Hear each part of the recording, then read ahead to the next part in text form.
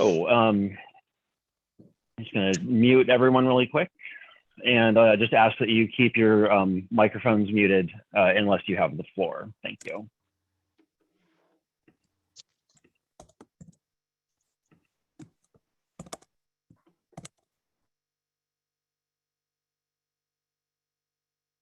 And I'll share my screen. Okay, hello and welcome to the December 1st, 2021 edition of the Oak Grove Community Council. This is our last meeting of the year, and we do have kind of a full agenda, so we're gonna get moving. I can actually get it moving. Okay, so first off, we're going to do introductions for our board of directors, and I'm just going to ask each of you in attendance. I'll stop sharing so we can see everybody. But each of our board members in attendance, just say your name and position and the name of the street that you live on. So first off, Valerie. Hi, I'm Valerie Chapman, and I am the vice chair of the council. And I live on Evergreen Street, about a block away from the trolley trail. And Danielle. Hi, Danielle Lohman, secretary. I live near Valerie on Evergreen in 21st. Rich. Hi, Rich Nippon. I am a general board member, and I live on McCartney Lane. And Mark. Hi, I'm Mark Elliott, and I am a general board member as well. I live on Riesling Road off of Concord Road near McLaughlin. Thanks, guys. And I think Jane is not here at this point, but I can probably provide the treasurer's report this month. So let's move on to, we'll just do introductions for everyone that's here. I'll call out your name and we just ask that you introduce yourself by your first and last name and the name of the street that you live on so that we can track attendance. And so when I do call on you, please unmute your microphone and say who you are. Let's start with Craig. Good evening. I'm Craig Van Valkenburg. I live most of the time on River Road at Willamette View. Thanks, Craig. Deborah. Hi, Deborah Bukowski. I don't live in Oak Grove. I live on Catlin Woods Drive off of Jennings, but I'm the chair of the Library Advisory Board and I'm very interested in what you're doing. So that's why I'm here. Well, welcome. Thank you for coming. Greg, could you introduce yourself? Greg Wennison, live on Oak Grove Boulevard between Laurie and Fair Oaks. Good to see you again, Greg. Alexa. Hi there, my name is Alexa. I work for Oak Lodge Water Services. I'm their outreach and communications person, and I actually live next door to you in Jennings Lodge.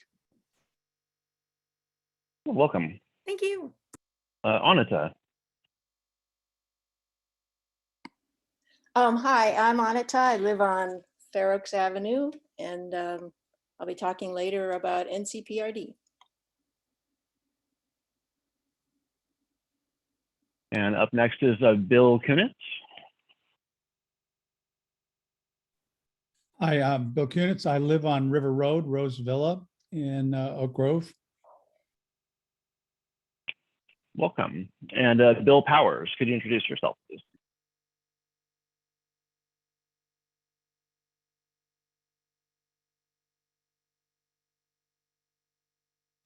You're muted, Bill.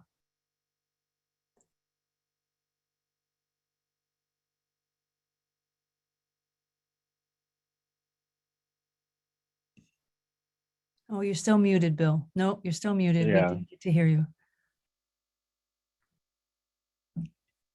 No. I've captured attendance for Bill. Okay, he'll get a chance There to you go. Did you get that introduce now? himself. Oh, No, we can hear you oh, though. go for it. We Okay, got I you. apologize for that. My name is Bill Powers. I live on Southeast 32nd Lambert in East Marlin neighborhood. Okay, welcome. Bob, could you introduce yourself, please?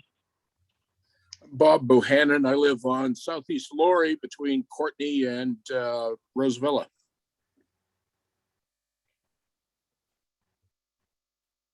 Chris. Hey, I'm Chris Simons. I live on Southeast Whipple Avenue.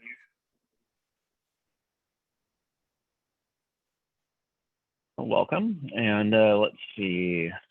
We got Craig and Danielle. Dave. Dave Jobeck, I live at Rosevilla. Eleanor. Hi, Eleanor Hunter. I live on Laurie Avenue, just south of Oak Grove Boulevard, right around the corner from Greg. Jean. Or Jean Fifield. Hi, Gene Fifield. I live on Courtney, just one house in from River Road. Gwian. My name is Gwian. I live on Evergreen and 25th with Valerie. Jacob.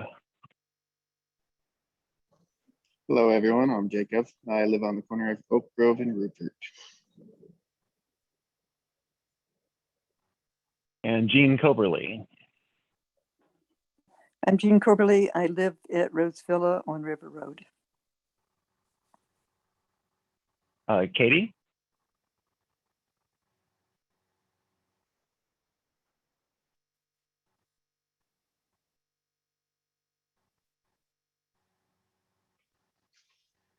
We can come back to, oh, there's Katie.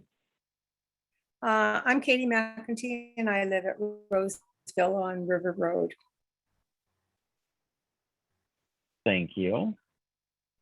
And Linda. I'm Linda Seals and I live on Woodland Way. Thank you. Lisa.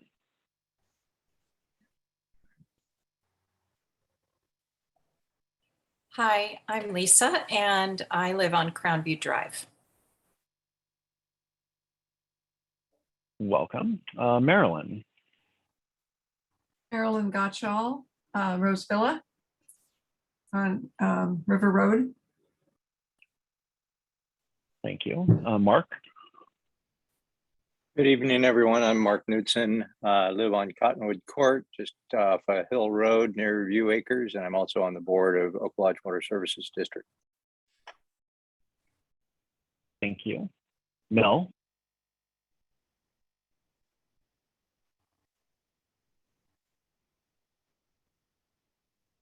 I know we heard from Mel a few minutes ago. I think the expression is lost in space. You're muted, darling.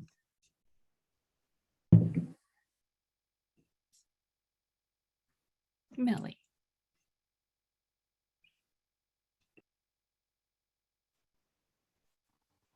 There we go. Can you hear me now? Yep. All right. Mel Coffey, live on the corner of River Forest Road and Dana Avenue, although it doesn't look like it. Michael.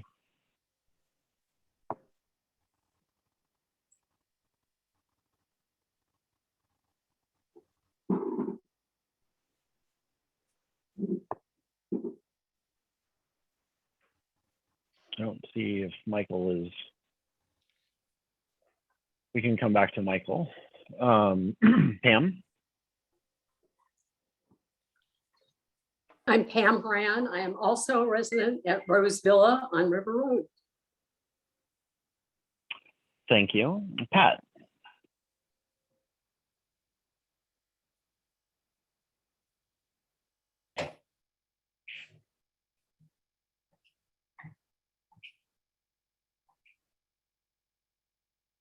I see Pat. Oh, I don't see Pat on camera. We can come back to Pat. Paul, could you introduce yourself, please? Paul Gornick. I live in Jennings Lodge on Meldrum Avenue, west of River Road, and I'm one of the directors of Oak Lodge Water Services. Thank you and welcome. Sue. Sue Conahan, and I live on Parkview Circle. Thank you. And I noticed we skipped over Sarah Jo.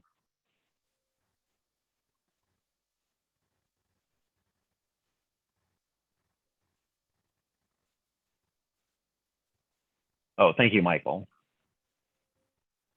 Sarah Jo, did you want to introduce yourself? I'm so sorry about that. Sarah Jo Chaplin, General Manager at Oak Lodge Water Services District. Thank you and welcome. Susan. I'm Susan Keel. I live on Oak Shore Lane, and I'm also a director on Oak Lodge Water Services Board. Welcome. Suzanne.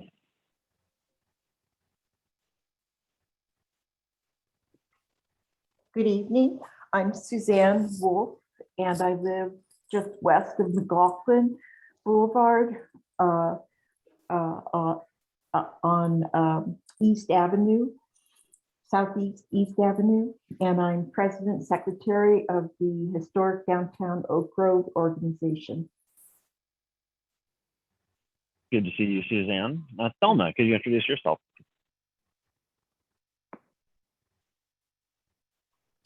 Hi, Thelma Hagen Miller, and I live on the corner of Southeast Southview and Southeast Westview, just south of Concord. Thank you. Tina. Hi, I'm Tina Millay, Executive Director at Rose Villa. Welcome. Tom.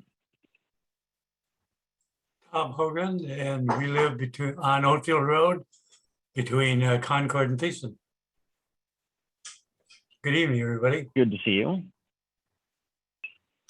Tori. Hi, my name's Tori Simons, and I live on Southeast Whipple Avenue. Good to see you. And Vassar.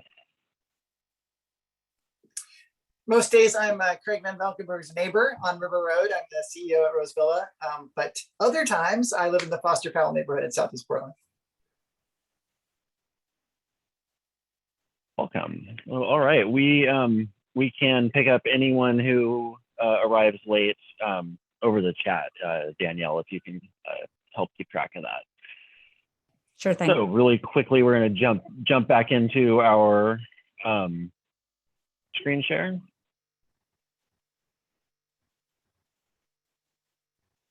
And let's see. So the first thing I want to do is congratulate Danielle on her election to secretary. She wasn't here last month when the election happened, and so we weren't able to congratulate her in person, but congratulations, and it's good to see you again this month. And we will have minutes from last month next time. So. Yep. Yeah. Minutes from last month, because I missed, we'll send out last month and for the next meeting and this month together. I can do a membership update, Joseph. Go for it. Yeah. Thank you. All right. So first I want to welcome, I think we have 11 first-time attendees. So welcome. Really good representation from Rose Villa. I do have some new members who are eligible now to vote. So that is Craig Van Valkenburg. This is your 6th meeting I have, so you're eligible to vote. Suzanne Wolf, I apologize if you were already a member and I didn't just go back, but you are also eligible just in case you didn't know. And then Tom Civiletti is at 5. So when he attends next, he'll be a voting member. Thank you. And we have no, Jane is our treasurer. She's not in tonight. And as far as I know, we have had no intake or outtakes from our bank account. So nothing new to report there. So the next thing I'd like to do is move into our featured local organization, which is the Elks Lodge. We have Bill Powers from the Elks to introduce what they're up to. So I'll stop sharing and turn it over to Bill Power. Great, thank you very much. I'm a member for over 50 years of this wonderful organization. I just want to give you some highlights. The Elks is a national organization with over 1 million members. The Milwaukee Portland Lodge was established over 50 years ago. It was designed to accommodate over 5,000 members. You may have noticed driving by that we have a 70,000 square foot building that encompasses a swimming pool, a bowling alley, numerous meeting rooms. All of these things are available to the membership. What we do with all of those facilities, we try and entice people to join. Once we get them to join, we ask them if they'll please start acting on volunteering on some of our committees. I made a list of a few of these things that are pertinent and I think you should be aware of. As you can tell, after 50 years, I'm excited about the good work we do in the community. One of my favorite programs that we offer, and it goes right into the Oak Grove School District, we have what we call our backpack buddies. Before COVID, we were packing between 125 and 200 individual backpacks that were going to a number of schools in the Oak Grove area. Along with that, we provided bread from Killer Dave, bless their hearts, other meals, and any monetary emergency would come up, we try and support that. On a local level, we support and sponsor a Boy Scout troop. We believe it or not, we also sponsor a local robotics team. We support the Oregon City Swim Club, which is obviously located in Oregon City. They had no facility to use. They came to us. We volunteered to let them use our pool. We try and employ as many of their swimmers as possible as our lifeguards during the summer months. Again, our biggest fundraiser that we have, and I hope you're aware of the Oregon State Elks Eye Clinic up at OHSU. Money was founded in 1940, the facility was founded in 1949. It's been funded by the Elks all that time to the tune of $65 million. We provide eye care to any child at no cost. Very similar to some of the other national organizations, but we do this on a local level. We're committed to keep funding this to the tune of $5 million a year for the next 15 years. What else do we have here? I'd like to talk about our Veterans Hospital. We supply not only money and supplies, but we also offer a weekly bingo session. Our members go up and the veterans seem to love that. The Elks as a whole offers more scholarships than anybody in the country other than the US government. On our local level, we reach out to all of the local high schools and ask them to submit names. Once they submit their name, we ask them to fill out the application, give us a background of what they do scholastically, what they do for the community. And we award scholarships based on not only need, but on the hard work they've done in the community. On our local lodge, we provide scholarships in the vicinity of between $500 and $1,000. Once they go by our lodge, they go to a district, onto a state, on national. Our national winners, when we have a male and a female, they are given a full ride to any four-year scholarship, any four-year college of their choice. So it's kind of program that likes to reach out and try and bring in the local people. Again, on the local level, we have a hoop shoot contest that's open to anybody that may want to come down and shoot baskets with us. We're starting a soccer goal program. We sponsored a trunk or treat event. These things are all open to the public. We have a come and visit Santa Claus breakfast. Another big one that we share with the local Lions clubs, what we call our Care and Share, and that's our Christmas basket program. We provided over 1,200 boxes and gifts this last year, and we hope to do better than that this year. We also sponsor a speech camp in Central Oregon, Meadowood Springs. I noticed a lot of your guests were from Roseville. I don't know if you're aware of that, but we have an agreement with them in case of ever an emergency. The gathering place for that emergency would be the Elks Lodge. So I just like to say that, we reach out to all our dedicated volunteers. I don't want to take much of your time, but I get so excited about this. We have about our 1,200 members now. We're trying to grow our membership. Once we have you guys in there and work so hard, it's just amazing what we do to the local community. So I would invite each and every one of you, if you'd like to come down for a tour, we'd love to show it to you. Our annual dues are very reasonable.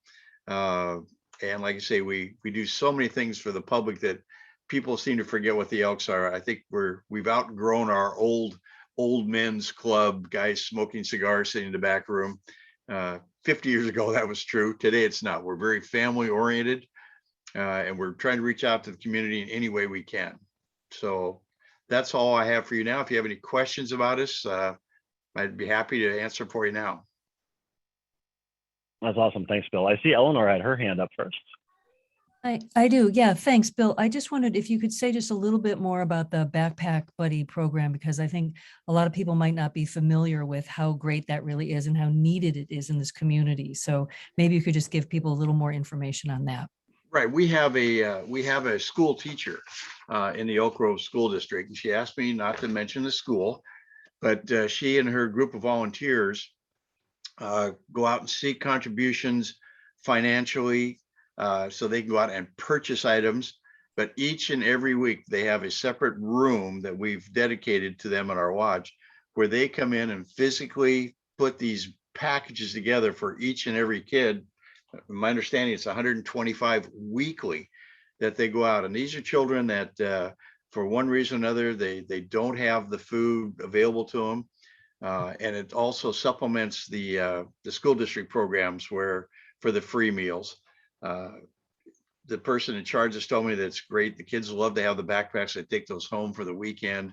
It gets them through there. And again, like I say, we partnered, some of the people in the community have stepped up so well to give us weekly donations. And I can't thank this Dave's Killer Bread enough. They bring us in like between 200 and 500 loaves of bread every week to donate to this. So it's just a wonderful program. Yeah, like I say, a school teacher started. She's got a wonderful staff working on it. Again, with COVID, we've been restricted on what we can give, but she's still in the background working every way she can. Great. Thanks, Bill. Thanks a lot. Danielle? Yeah, so I did want to say, first of all, I actually received a scholarship in high school because I was part of the band from the Elks in New Jersey. And so I hadn't even thought about that in over probably 20 years. So it's been a while. So it was really great. I can speak firsthand of scholarships from you. I did actually want to talk about the Backpack Buddies as well, because and I won't say the school either, but I did get the flyer as a parent in a local school, asking, if anyone needs this, and they're very discreet about it. I do happen to know how it's done in the classrooms. They're very discreet, and I know that a lot of families benefit from it. I did actually inquire once about how to donate, but I couldn't get an answer. So I really would like to know how I can donate to the Backpack Buddies program so you can supply more families with food. Oh, that's fantastic, and I certainly appreciate that. I want to tell a quick story. One of my good friends that I bowled with for years and years, I was talking to him, and we're talking about a swimming pool, and he goes, when I was in high school, I was a lifeguard at the Milwaukee Elks, and he's joined now. But we would be happy to take any donations. That's not what I'm here for today, but we'll certainly take them. You can send them to the Milwaukee Elks over on McLaughlin, and just put a little footnote in there that this is for the Backpack Buddies program.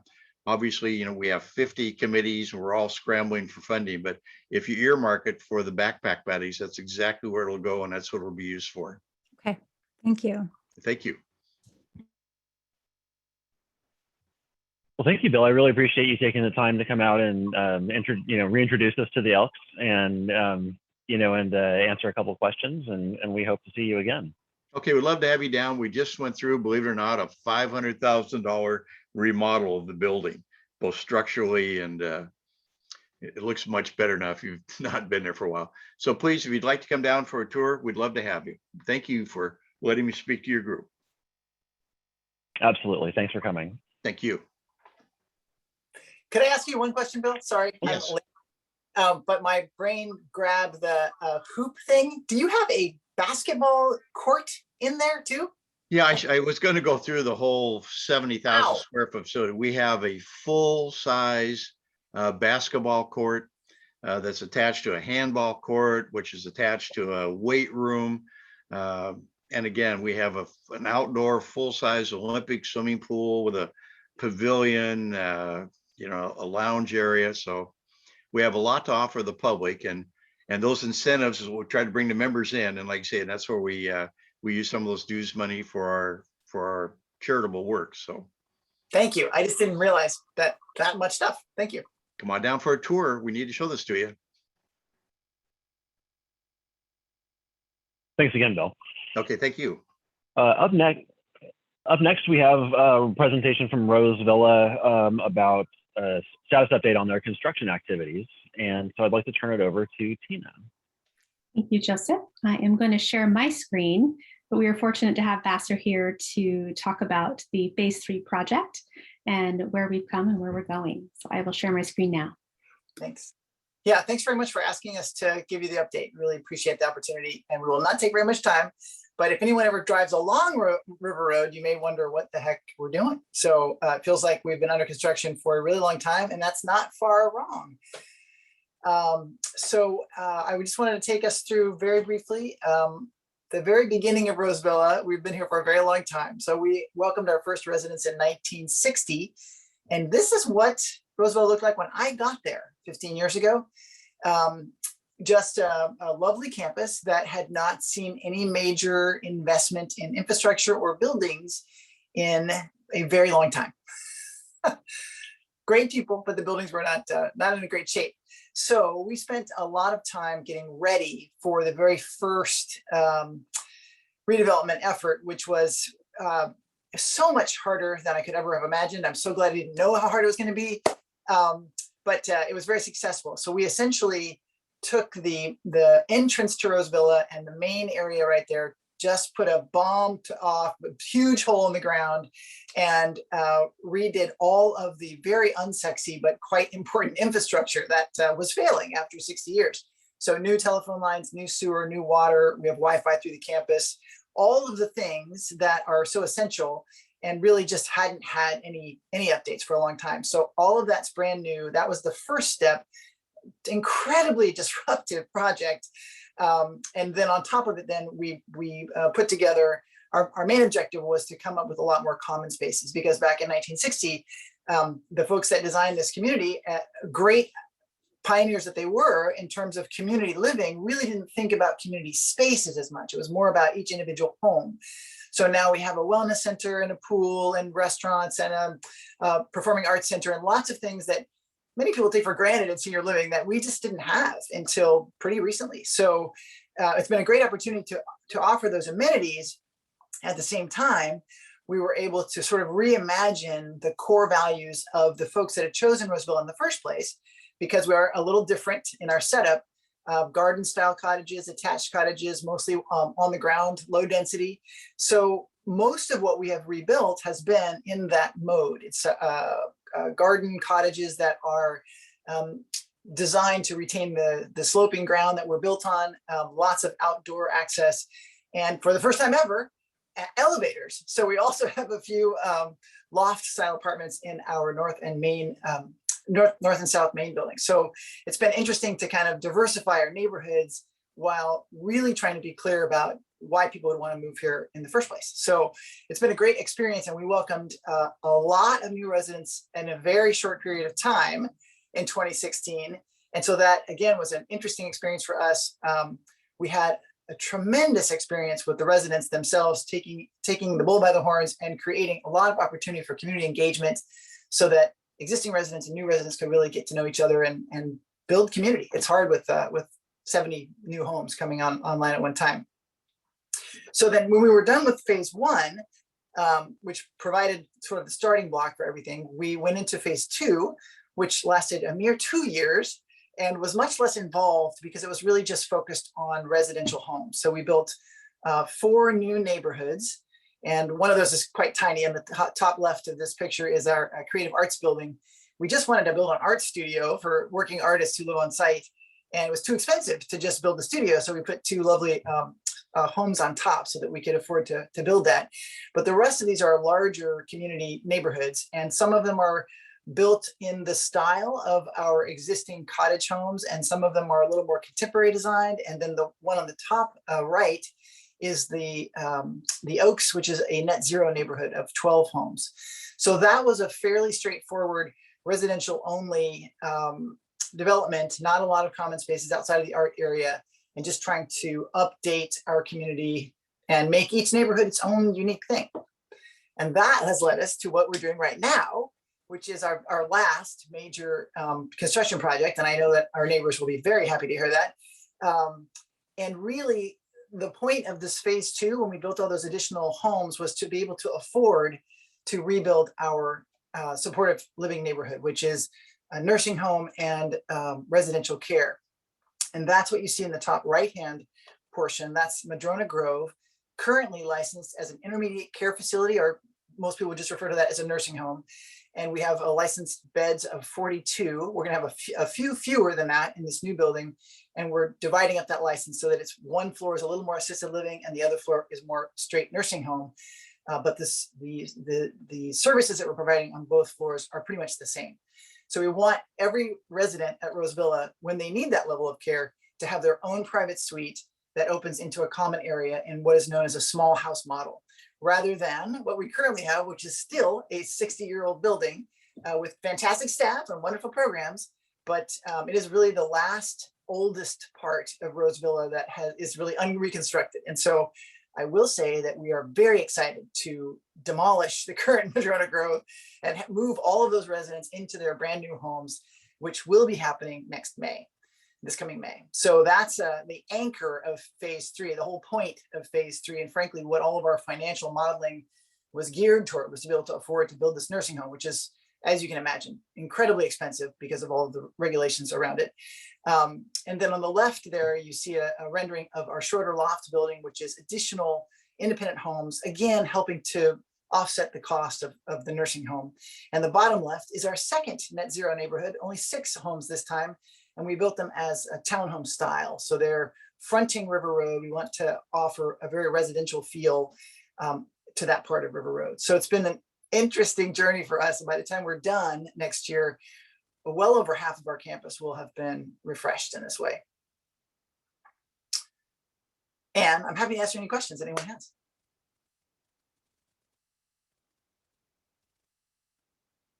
Please use the raise hand feature in Zoom or wave at the camera. Valerie, I see your hand. Yeah, I was just gonna say, how many residents are there now at Rose Villa? We have around 300, right, Tina? Yeah, there's about 300, including everyone everywhere. Yeah, 319 to be exact, as of today.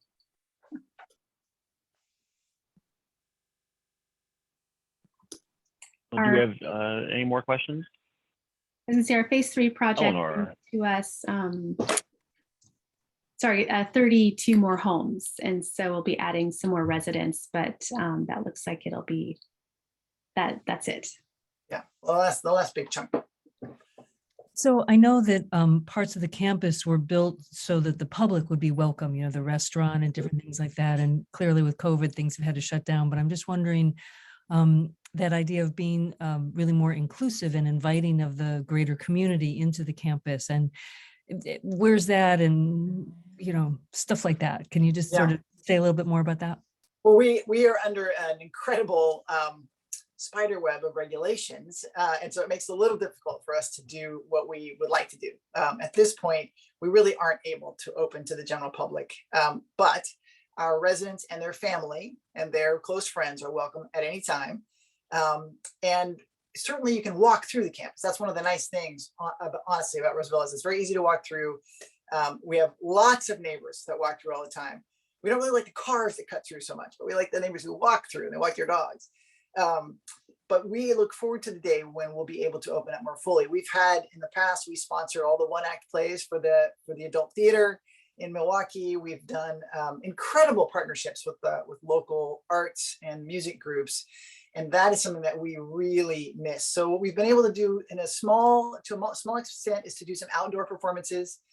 We've done some strolling performances, but it's really not quite the same thing as gathering all in one place and having a play or a speaker or something like that. But hopefully in the next 12 months, I really have no idea, because we look at the news all the time and just hope that things kind of get more normal.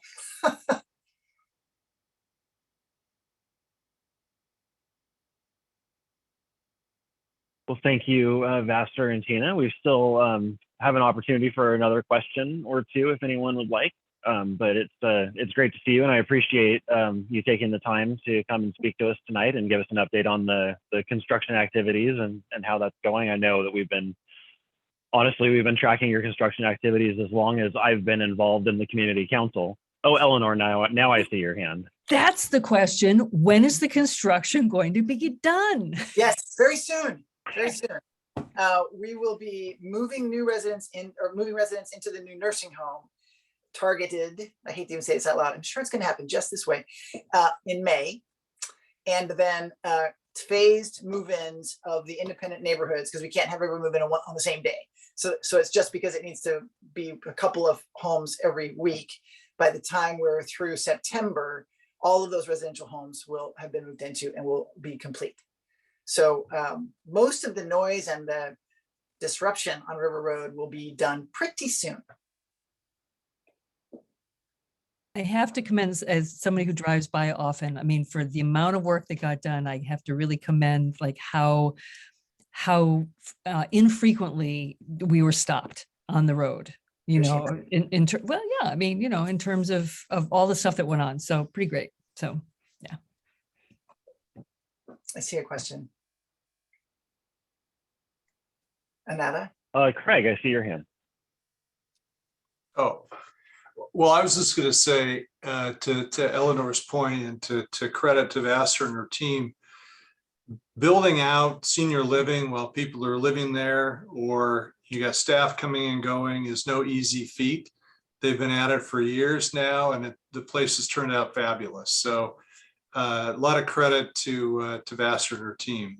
You know, we're neighbors. We watch what's happening on both sides of the fence, so to speak, and that's been a really transformational community. So it's, you know, we've talked over the years that on River Road, there's probably more senior housing on River Road than there is any one other road in the Tri-County area. And it's nice to see the options that are available, the environment that's being created, the sense of community that's there. So it's, you know, it's kudos to Vassar and her team. Thank you. Well, and I appreciate, you know, as neighbors, we're responsible for a big chunk of land there, which we were able to. I appreciate that too. It's really nice. And a lot of lives. Yeah. Responsible for a lot of lives. So. Anata, you get the last question. Okay, it's not a question, it's another kudos to your work with the community. And for me, it's the open mic night that you've hosted once a month. And so we're really eager to get that going again when the time is right. We are too. Thank you so much for saying that. Awesome, thank you. Thanks again for joining us tonight and giving us the update. And we'll look forward to seeing you again in the future. Thanks. And then up next, we have Mark Knudsen and Susan Keel from the Oak Lodge Water Services District Board of Directors here to talk about the authority formation process that's underway. So take it away, guys. Great. Thank you very much, Joseph. And again, good evening. So as Joseph mentioned, we're here to, I'm here with Susan Keel. She's going to tell me what I meant to say here in just a minute. But we really want to talk about the authority formation process, give you a better sense of what we have going on, where we're going, and hopefully how we're going to get there. Before we do, we thought we'd spend just a little time talking about the district itself, for those of you that might not be familiar with Oak Lodge Water Services. So with that, again, we provide an essential service to the community, and we'll talk about it here in a minute, but it's really 3 services. Obviously, core to that is protecting public health. And over the last couple of years, we found out just how important and vital that is to our community. One of the things that's always impressed me about the board and the organization is its commitment to providing, it says excellent customer service. I like to think of it as exceptional customer service. One of the things, I've been in the water industry pretty much my entire career, and it's hard to appreciate just how capital intensive water, wastewater, stormwater services really are. It costs a lot to make these investments in the community, and a big part of the district's role is making smart investments to meet the long-term needs of the community while keeping rates affordable. And that's a real balancing act that is sometimes pretty challenging. And last but not least, of course, we're committed to keeping our streams and rivers clean. I mentioned that we have really 3 services. And so we provide drinking water from the Clackamas River that's delivered to customers. We are the wastewater services provider for the community. And so we collect wastewater, treat it, return it to the Willamette River. And we also provide watershed protection services that help protect the water quality of our local streams and rivers in the several watersheds that serve our community. We serve about 29,000 people, a few more with water than we do wastewater. But again, our service area extends all the way from the city of Milwaukee on the north to parts of the city of Gladstone on the south. So we include all of Oak Lodge, Oak Grove, Jennings Lodge. We go as far east as the Oatfield Ridge, kind of the crest along the backbone there. And of course, as far west to the river. So a fairly large area, but really serving the heart of Oak Grove and Oak Lodge as a whole. We are a 5-member board. We are publicly elected, and we are all kind of unique. We are all volunteers, and so we really volunteer our time to serve the community. And that's really our goal, is to provide that service to the community. So enough background. What we're really here to talk about is the process that is underway to form an authority. And with that, Susan's going to take over. Okay, Mark, and you're going to run the slides. Just tell me when. Yeah, as always, so just tell me what to do. Well, we'll get a little further into my comments. We'll have the next steps in terms of the process, but I'd like to talk a little about what an authority is. So if you'd move to the next one. An authority is just a special district, a type of special district under Oregon law.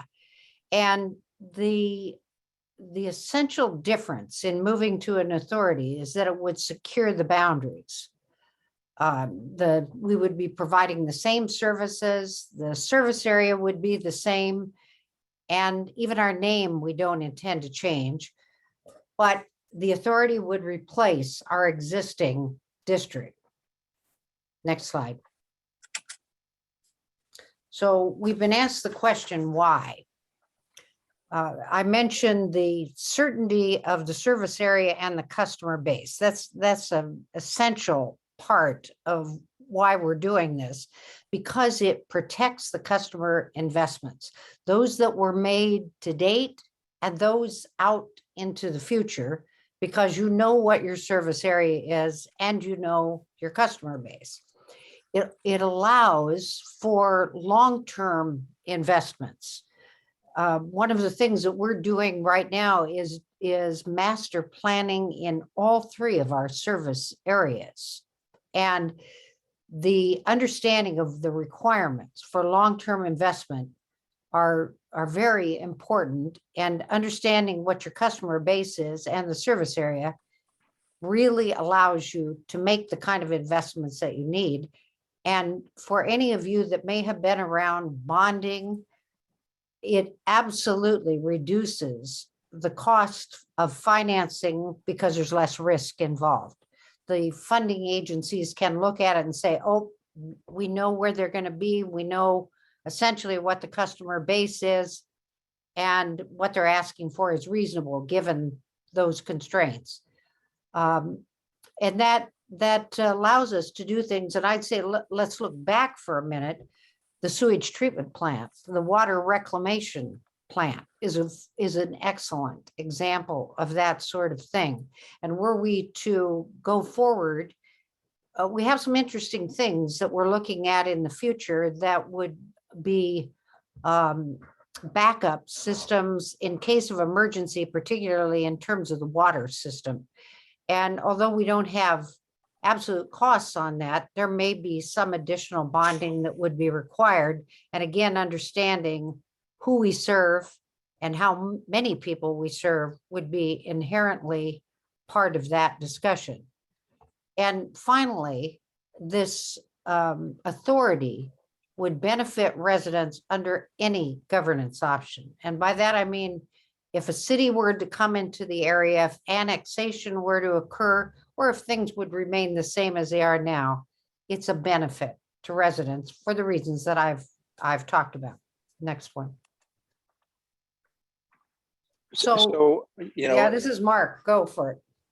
One of the questions that frequently comes up is what does it mean to our customers? And again, I think it is shared by the board that our goal through this process is that nothing changes in many respects. That again, as Susan said, we're going to provide the same services to the same customers using the same staff. So to that end, hopefully the customers don't really notice a difference.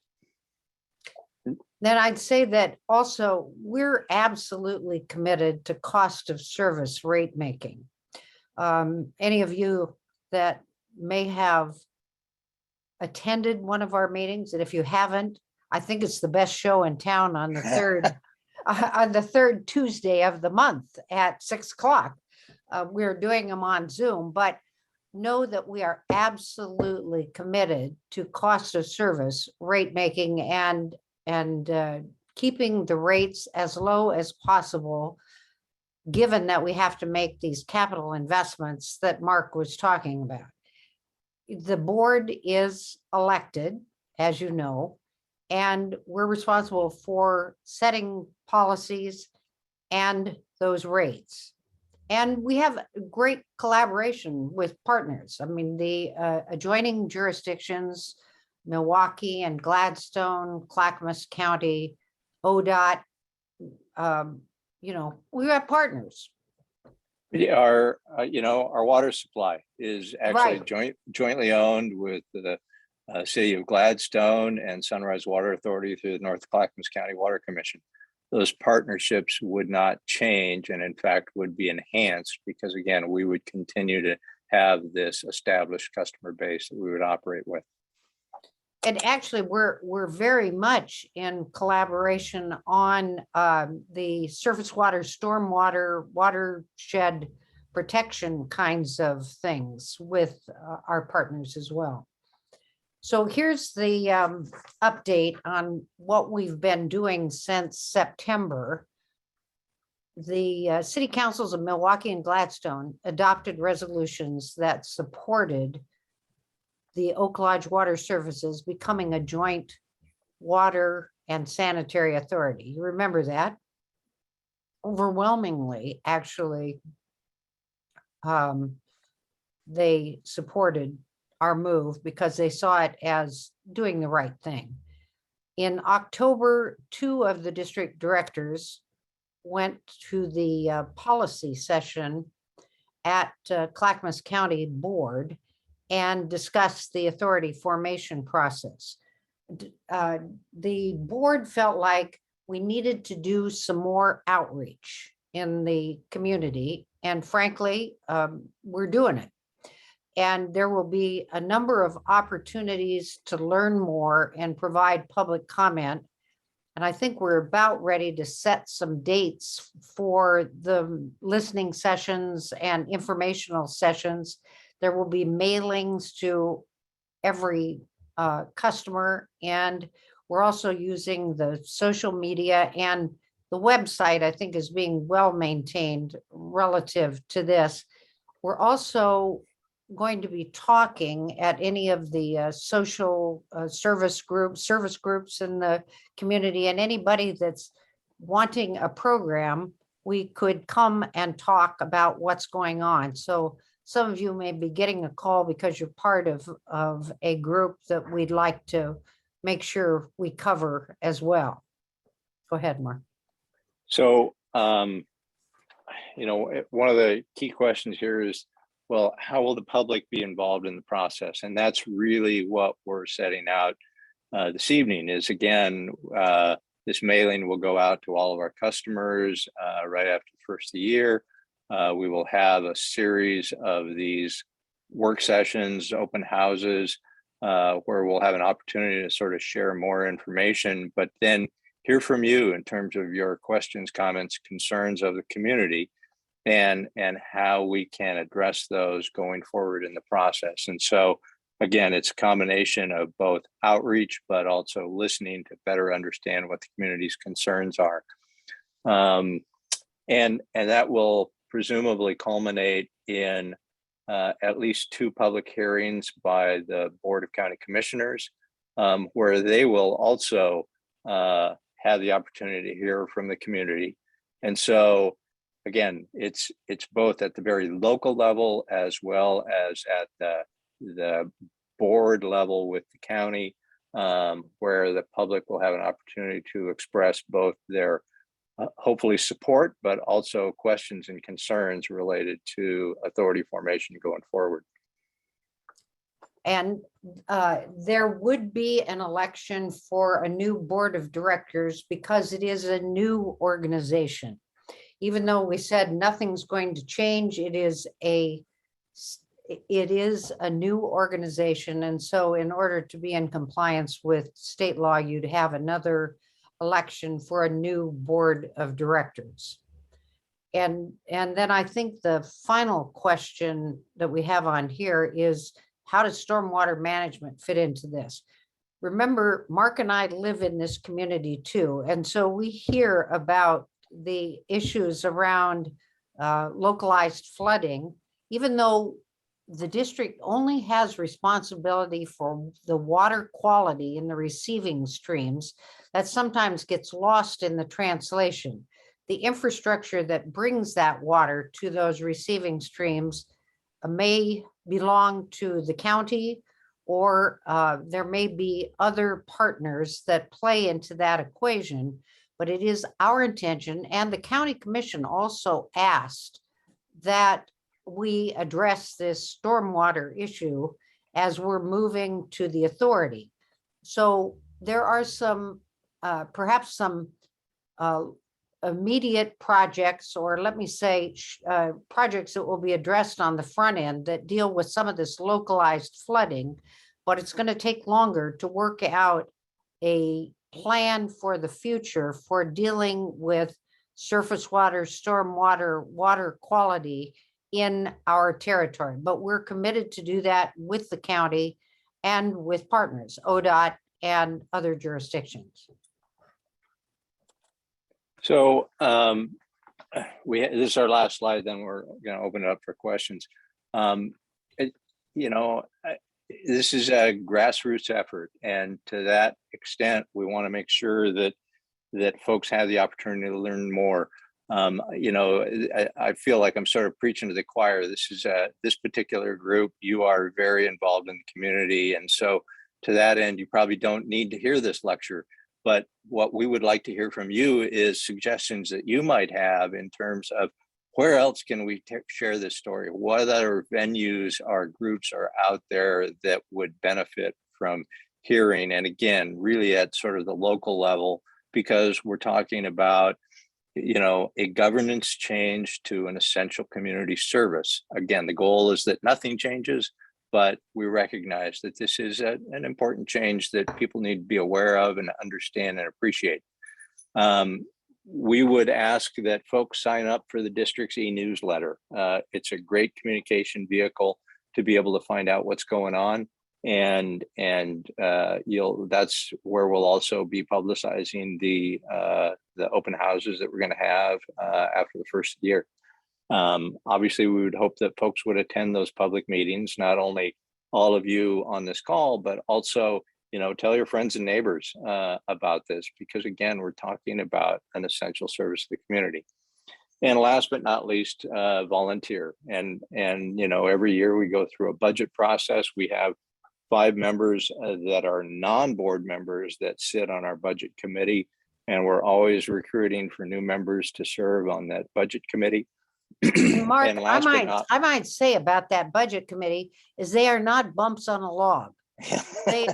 They actually are, they're absolute partners in going through that budget and make good comments and ask a lot of questions. I'm very proud of our budget committee. It is really gratifying because, again, they see the budget once a year.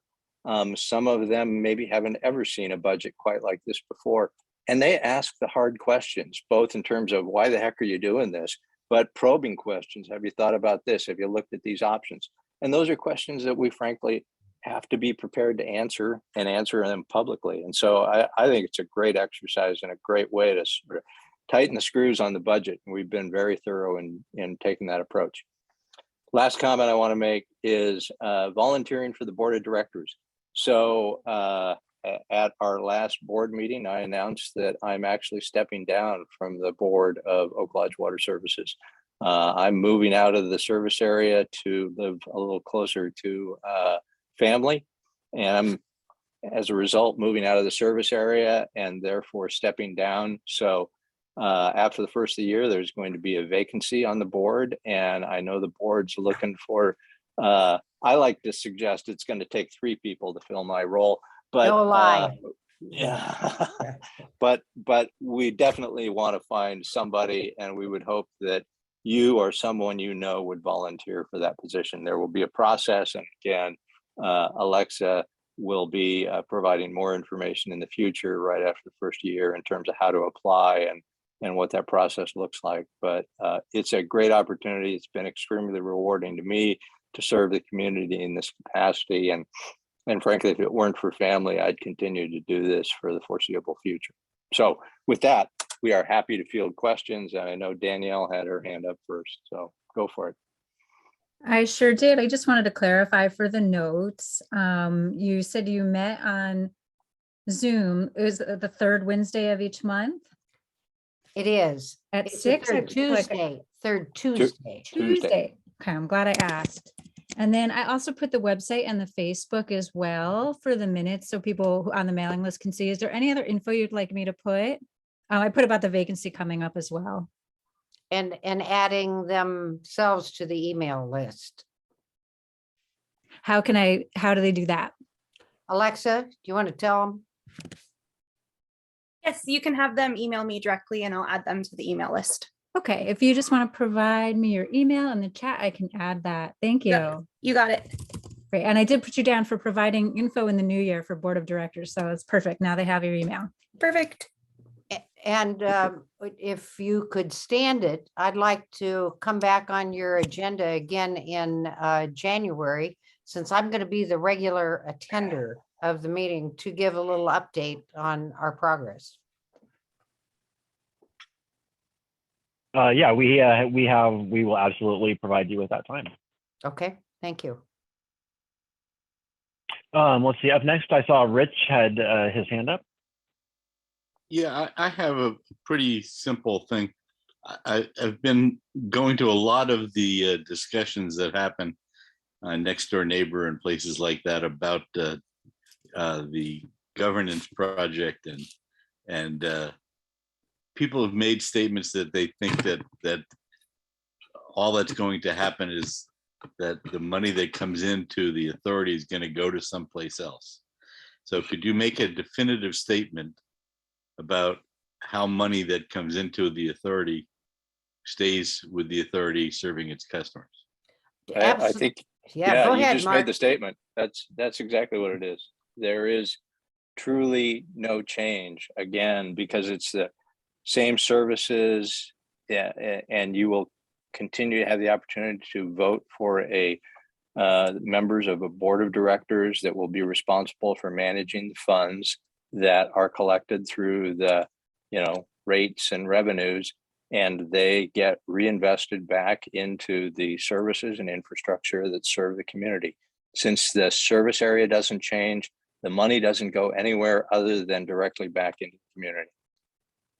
You can't, nobody from the county can glom a piece of it for anything. No, and that's actually one of the benefits of the authority, that it can't be used for other purposes. That fixes the boundaries, and it means that the funds will stay exclusively for the services that are being provided. Thank you. Good question, though. I will like to add just a little bit to this because just to kind of help fill out the discussion a little bit. If a city were to incorporate in the area or annex the area, the city would have the legal authority under the current model to withdraw the new area within its boundaries from the Oak Lodge Water Services District boundaries. And that would leave all of the remaining ratepayers on the hook for any of the financial obligations of the Water Services District as a whole.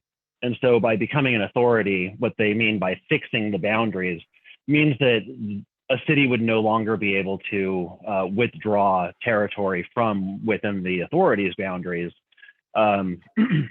just by its own, unilateral decision making. There would be a process, I believe, for that. But ultimately, what they're talking about is fixing the boundaries so that couldn't happen. The city could not just withdraw that territory and then create the kind of financial distress that could occur. After major investments are made, for instance. So that I just wanted to add that little nuance to the regulatory, reasons. That's a good Yeah, no, that's an excellent point. And again, I mentioned this previously several months ago when we talked about it, and Commissioner Savas really made the point clearly that, again, if for example, Oak Lodge Water Services District as a district has outstanding debt, and a city wound up annexing or withdrawing customers from the district retains that debt, and none of that shifts over to the annexing or withdrawing entity. And so that same debt is now divided between a smaller number of folks, and thus increases their bills significantly. And that's why, Susan mentioned that, bond rating agencies love to see this kind of arrangement, because it fixes and provides the certainty so that they know what the customer base is to repay the debt that may be incurred. And we have some of that debt now for the sewage treatment plant, the water reclamation that we are still paying on. Right. So exactly the situation that Mark describes would be the case, and that Joseph talked about would be the case if customers were withdrawn. Jane's been remarkably patient. Jane, I see your hand. Well, I wanted to ask, Susan had mentioned an election occurring should there be a authority formed. And I wondered if you knew whether, maybe you don't know this at this point, but I wondered if you knew whether this election would be scheduled to align with a regular Clackamas County election, or if it would be a special election. My understanding is that there are only certain dates that are available to us according to state law. And I'm dependent on how long this authority formation finalization, if you will, took. Then one of the dates would be available after that. So let's say if it were put together in maybe let's say March for just to pick a time frame. I think the next time that an election might be, and one of you guys, Sarah Jo or Alexa, correct me on this if I'm wrong, would be maybe even September or something And like that. it would actually be, typically it would be September, but they've just moved it to August. But that is, it would be the next typical election, not a special election, at least as we understand it. So there are other special kinds of districts that would probably be on that ballot as well. Fire districts, cemetery districts, drainage districts, what have you, for the county on those kind of, on that date. So it wouldn't be just an election for us. And to be clear, we don't really, the current district, the current board of directors of the district don't really set that schedule. That schedule is dictated largely by the county board of commissioners in terms of when they choose to take up this issue, when they hold their public hearings, and then how they choose to move forward with implementation of the process. So we can make our best efforts, but at the end of the day, it's really up to the county board of commissioners in terms of giving it the green light to move forward that allows us to tell you when that election would be held.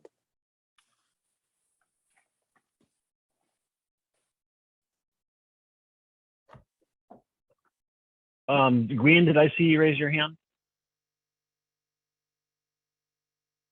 Yes, I know there are people in the world who specialize in turning public services into companies, profit-making companies.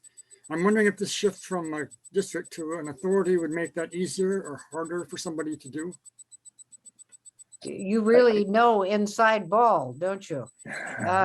That's it. It is one of those things that potentially could occur, but I have to tell you, we're awfully little compared to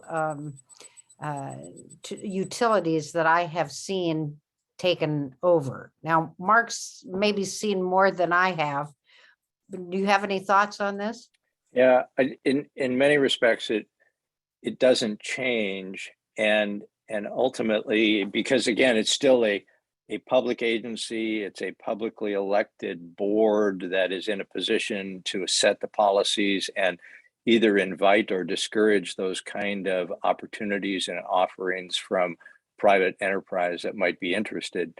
And so, at the end of the day, it's really the board and that makes that decision, and therefore it's you that make the decision in terms of who you elect on the board. And right now, I can tell you, you have a board of directors at Oak Lodge Water Services District that is committed to continuing to be a public agency to serve the public good. I don't see that changing in the foreseeable future. And although you could come in, and I would hope you'd come in and spend some time with us on the budget, you might find some things that you'd like to cut in order to reduce the rate a little here or there.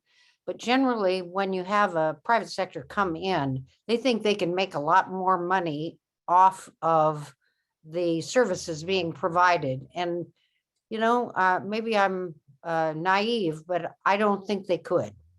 Yeah. Yep, we run, and again, that's why this budget process is so pivotal, because we run a very tight ship. It is totally transparent in terms of public access to all of the information. And I think we get some really good suggestions from the community in terms of ways to make that as efficient as possible. Our goal, We'll give Valerie the last question. Yeah, our goal is to be as least attractive as possible for private takeover. Okay. So, so that as the last question, if this is too complicated, you can pass. I think everything that I've heard about an authority makes perfect sense. Makes it seem like there would be no reason why this community would not want an authority, which makes me want to make a motion that we write a letter stating that. But before I do that, I heard part of the presentation at the Board of County Commissioners. And I think you spoke very delicately about the stormwater issue. But I don't understand, you explained the 3 services that you're responsible for, and I did not see that you were responsible for stormwater. So the fact that that became a touch point at the meeting with the Board of County Commissioners is, I can't think of a good word, frustrating, fascinating, whatever you want to put in there. Can you speak to that? I mean, what was that about? I don't understand that. So again, and Susan explained it, you know, I try to simplify it from the standpoint of this, the county owns the infrastructure. They own the pipes that the stormwater drains through. The district's role is in partnership with the county to manage the quality part of the water. And so we jointly hold a permit called an MS4 permit that allows us to discharge that water to the receiving waters like the river. And DEQ has certain water quality goals. And so we work in partnership with the county to manage the quality part of it is our role. The runoff from the roads, the construction runoff, things like that, that would contaminate water as it's going into the river. Okay, go ahead. It is important to understand that the county doesn't really have a particularly well-developed stormwater program for our watershed, for our drainage area. And so a lot of the improvements that happen are a little, you know, they're kind of like whack-a-mole. A problem here, they go after it and they serve it. They go after this one and serve that and take care of it. But there's not a comprehensive strategy for dealing with all of the investments that need to be made, because that's not how the county has chosen to go about doing that. I think the county, and again, it's hard to say, but they want to encourage us to work with them to use our collective resources to be able to come up with a broader, more comprehensive plan to meet the community's needs. We're recognizing that right now our role is focused largely on water quality. And frankly, the big part of the investment needs related to stormwater are on the quantity side, the pipes and physical infrastructure. And so they're doing their best to get us to work together to address that issue jointly. Well, Valerie, we're kind of over a barrel. Let's face it. I mean, you know, let a little honesty is the best policy. That because we're out there talking about this moving to an authority, and ultimately they have to sign off on that, it's a chance to get us there to partner with them, if you will, in monetarily as well as in getting the work done. And unfortunately, that means it's expensive. It is expensive. Now, not to say that we're not interested, because frankly, I'd say our single most frequent complaint or concern coming from our customers is about this localized flooding. And it doesn't make them feel very good to say, well, listen, we're just responsible for the water quality when their basement is flooding. No, yeah. That's not the right answer. So we want to address with the county and any other relevant parties that have some infrastructure in this, perhaps some of these most egregious kinds of things, but that doesn't take care of the plan that Mark is talking about. Yeah. I want to say, I think you handled that really well. And I want to just say publicly at this meeting that stormwater, the infrastructure is currently the county's problem, that they are the ones who are responsible for that, and they do not have a plan. So, and I just felt like I wanted to be able to say that publicly for people, because it's really important, because I think the water authority is really a good thing. I think you do good work. And I would also, if it's appropriate, would like to move that the Oak Grove community write a letter of support to the BCC in support of an authority which can only be in the best interest of this community. I do have one question, Valerie, Yes. before we do that, just to clarify, because so I understand everything that was said, but I don't understand necessarily why it was brought up at that meeting. Was it brought up because the county fears that something will change with the ownership, or just because that was the opportunity? It's all about the opportunity. Got it. Okay. Absolutely, They- absolutely don't okay. think it's going to Yeah, change. they have decision authority and they want to make sure that we're working together on this issue. I'm going to say at least one of the county commissioners was not familiar with this stormwater, surface water, so on kind of thing. So At least one. Yeah, At at least right. Putting the best construction on it, there may have been a little confusion. Just a little. Valerie, I'll second your motion. All right. So then any discussion about that motion? And let me How read many it. voting members do we have in attendance? Oh, I need a minute to do that. So while you're discussing, I'll do it. I Okay. think we may have enough to not do a roll. Okay. Hang on. So the motion from Valerie at about 8:19 is to write a letter in support of the formation of the Oak Lodge Water Services Authority. And I have Eleanor Hunter seconding it. Any discussion? We need to kill some time while Danielle counts it.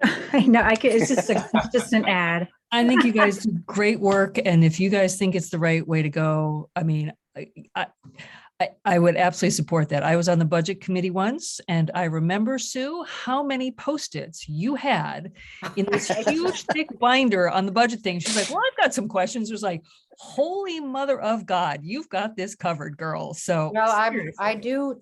And Mark is probably worse than I am, but Yeah. I really do try to go through that with a fine tooth comb and ask a lot of, and Jenny Van Loo is She's very tough awesome. too. It really truly breaks my heart. I just simply can't say enough good things about the board of directors at Oak Lodge Water Services, present company excluded. Sue, Paul, Kevin, and Jenny. I work with a lot of boards in my professional career. This group is creative, they're collaborative, they're committed to what it is that we do. It is truly just an awesome organization and truly a pleasure to be a part of it. Yeah. Okay. And our voting member. Oh, I wanted to give Jacob a chance. Oh, go ahead, Danielle. No, it's okay. Go ahead, Jacob. I do have, our voting member count though was 25, correct? We need 25. Mm-hmm. We're good. Yeah. 27. Great. Yeah. Cool. Jacob, do you want to add any comments? Yeah, I have Or a have any question, and pardon my naivety on this stuff. I'm a new homeowner. It's my first time in an unincorporated area, kind of learning the ropes here. My property though has a ditch that is wildly overgrown and not draining well. One end of it, which flows underneath my driveway skirt there, my access to my home, is connected to a drainage inlet from the street. Now I tried to call Clackamas County and find out who's responsible for maintaining these ditches, and they tried to tell me it was my responsibility, and I'm getting different answers from the residents of my street there. What happens with it, who maintains it, and that such. I don't know if that's related to all of this or not.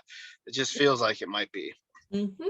I'm going to say probably is related to our discussion here, and any of the above could be the right answer. I mean, there are some that are in private ownership, and it's a surprise to many of the people that they're responsible because that information didn't get sent along at some point. Go ahead, Mark. Oh, Jacob, if you would, at a minimum, call the office tomorrow at Oak Lodge Water Services, or you can, through the chat, get a hold of Alexa, and we will get somebody to work with you to do the research to figure out whose responsibility it is. If it's ours, obviously the district will take care of it, but there's a good chance it might be somebody else, and we'll at least get you pointed in the right direction and probably provide some support to be able to help address that concern. We actually have helped some people figure out how to do it too, if they were motivated to do some work with it. So Colin, let's start. Yeah. Anyway. Thank you. Bet. Yeah, thanks for the helping with that. And then Selma, I wanted to give you a chance to comment, and then we'll take our vote. Okay, basically, I want to tell even the board of the water district, sewer district. Many years ago, the Water Environment Services, as we know it today, had a surface water committee. And the head of that department decided that he couldn't afford staff to staff two committees, both the sewer committee and the surface water committee. And so he did away with the surface water committee. I think that we need to lobby that Greg Geist now, who took his place, and get that surface water committee reinstated. That's all I have to say. Good idea. That's a great idea. Thank you, Selma. So we have a motion on the floor. I'd just like to ask Danielle to read the motion back, and then we will take a quick vote. Yep. So Valerie made a motion to write a letter in support of the formation of the Oak Lodge Water Services Authority, and Eleanor Hunter seconded. And I do have to caveat, I did count that we actually do have 25, but it looks like we had a couple of people leave. I didn't check who left, so we may be a little under. So I don't know how we want to handle this vote. It's who's checked in on the attendance. Okay. Is the way that works. Then we're good to go. So, okay. So the first thing I'll do is ask if there are any abstentions. And just raise your hand on screen or in Zoom, and this is voting members only. Are there any no votes?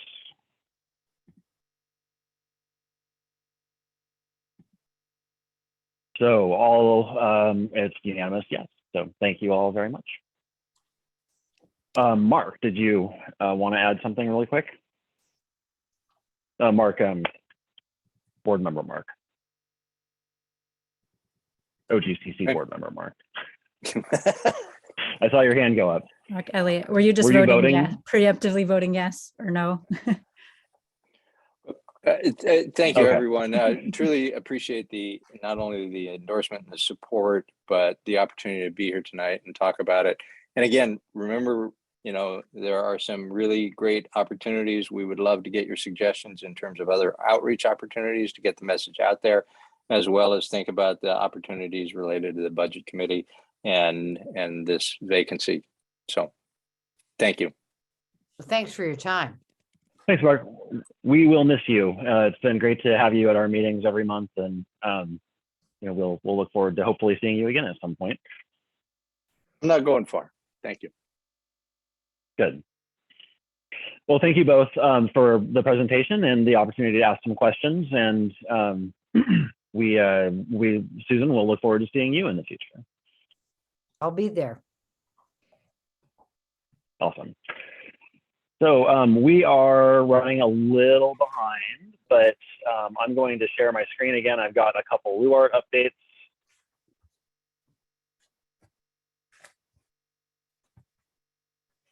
And just to kind of go through the list, there is an update. There was a public hearing, and there's another public hearing scheduled for the Whipple subdivision up on Oakfield. The county board did adopt or is scheduled to adopt the code amendments for housing strategies phase 1, which was something that was presented to us back in January. So if you want to go to YouTube and watch our January meeting, you can see about that.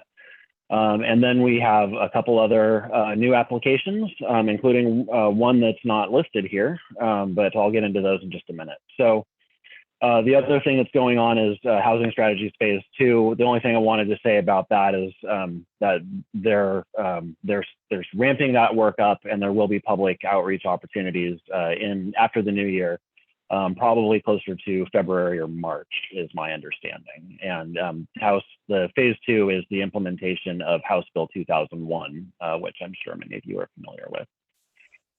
So this was the Whipple subdivision, 12-lot subdivision on Oatfield at Whipple. And so this is just kind of northwest of the Rex Putnam High School.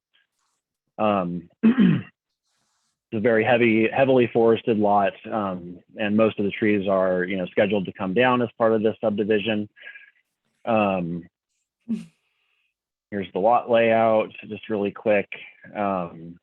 Oatfield is over here to your right, and Whipple is here along the top. There were several issues that the LUART had identified, and that we actually came in with several recommendations that we sent in through our comments. And actually, a bunch of these recommendations were directly addressed during the hearing and influenced what came next. And what came next was that the hearings officer did leave the record open for a few weeks for new evidence. And during that time, the new evidence came in that there is actually a wetland on the area, but it's a very small wetland. The applicant actually has already gone through the process of delineating that wetland with the state. And because it's so small, it's probably exempt from ZBO section 709. But that was one of the things that we had specifically asked for was, hey, we hear there's a wetland, on this property, and so the 709 should apply, but because it's so small, it won't. So there will be another public hearing coming up, and we'll make sure to provide announcements about that. But mostly, it will probably only address the applicability of Section 709, and and that probably won't change anything. Even if because of the location of the wetland, even if it wasn't exempt, it's down in the area where the new stormwater tract is going, and so it's probably would just get integrated into that somehow. I'm not sure how that would work, but that would be the scenario where it's not exempt. It would be where the stormwater tract goes. So I don't think that that's going to be very much opportunity to change the trajectory of this. There was that other application that came through in order to do the water quality resource area boundary verification. And then just to show you, it's actually down in this area. A lot of these materials that I'm showing you came in today or yesterday. And so I apologize for not having a very robust set of graphics and slides to show you. But that's kind of the status with that one. Just to the southeast along Oatfield at McNary is a property that a zone change came in, zone change application, and they're not looking to make it a smaller zone. They're looking to make it a historic landmark. So this heavily forested lot at the corner, the north southeast corner of McNary and Oatfield, will go before the Historic Review Board at 7 p.m. on December 16th. And we have not had a chance to review the materials on this.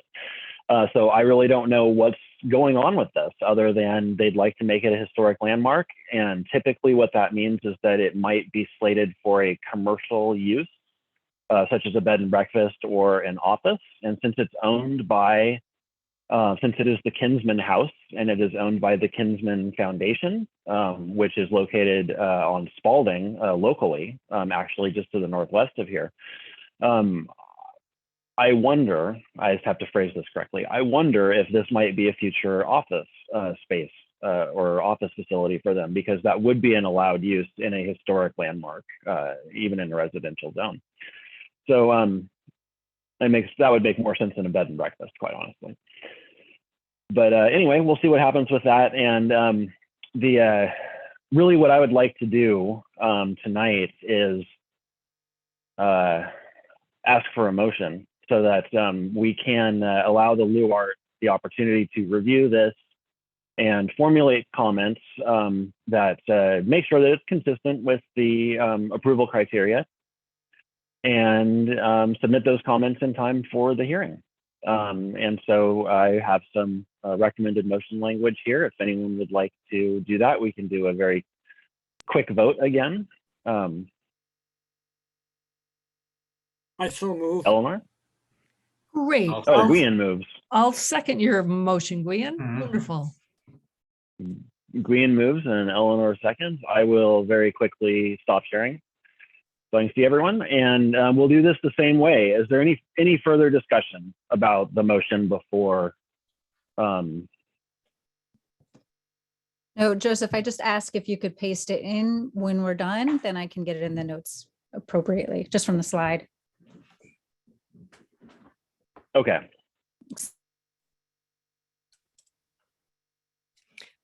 So are there any abstentions? Please raise your hand.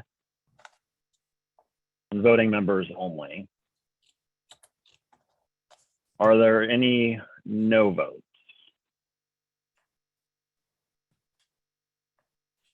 Okay, I'm seeing that a unanimous yes. Joseph, thank Thanks, you everybody. so I'm much. gonna go- Thank you so much for all of your efforts on behalf of the greater good of the community. Oh yeah, this is it's really awesome actually to see this come through as applying a new historic landmark instead of removing the historic landmark designation.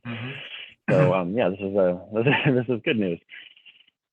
There's another thing that came through recently, and you know, we've had some limited bandwidth on the LUART, you know, through the pandemic, but so we missed this when it came through originally, but there was a proposal for a children's indoor-outdoor play facility, and specifically for special needs children. And this is on Laurie Avenue, the very northern part of Laurie Avenue, close to, you know, basically to the west of Rose Villa, and west of, actually even west of the railroad track. If you, it's that little sliver of land over there. They were approved in July. I'm sorry, they were approved in October for this operating this business, you know, out of their home, and it was recently appealed by a neighbor. And so again, this is something that just came through. We haven't really had the opportunity to review it very closely yet. I think Bob's had a chance to look at it more closely, and so if there are questions about this, then I know that you know, I might be able to ask Bob to chime in. But ultimately, the I'll show the overhead for a minute while I talk. So ultimately, the appeal enumerated, you know, close to 20 different reasons why this shouldn't be approved, but very few of them, maybe only 2 of them, actually addressed approval criteria. And so ultimately, you know, our role as the Oak Grove Community Council, and we kind of talked about this at LUART, you know, when we looked last night when we met, our role is to be a backstop and to make sure ultimately that the rules are applied fairly for everybody, and that the county ultimately doesn't miss applying rules.